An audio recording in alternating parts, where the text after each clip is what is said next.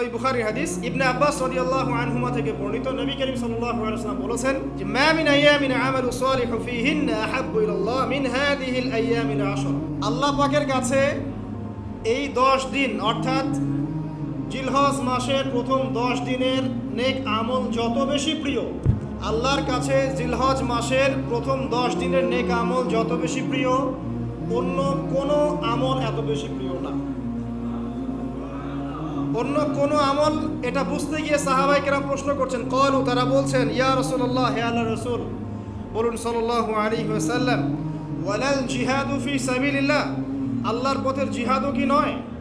আমরা তো জানি ইসলামের সর্বোচ্চ চূড়া হচ্ছে আল্লাহর পথের জিহাদ। তো নবী সাল্লাল্লাহু আলাইহি ওয়াসাল্লাম বলছেন ওয়ালাল জিহাদু ফি সাবিলিল্লাহ, আল্লাহর পথের জিহাদও নয়, ইল্লা, তবে ওই ব্যক্তির কথা ভিন্ন, রাজুলুন খারাজা বিনাফসিহি ওয়া মালিহি ফালাম ইয়ারজি' মিন যালিকা বিশাই, কোন একজন ব্যক্তি যে তার জান এবং তার মাল নিয়ে আল্লাহর পথে বেরিয়ে গেছে, তারপরে কোনো কিছু নিয়ে সে ফিরে আসতে পারে নাই, মানে সে শহীদ হয়ে গেছে, এই ব্যক্তির কথা ভিন্ন। কিন্তু অন্য যে কোনো দিনের আমলের চাইতে এই 10 দিনের নেক আমল আল্লাহর কাছে সবচেয়ে বেশি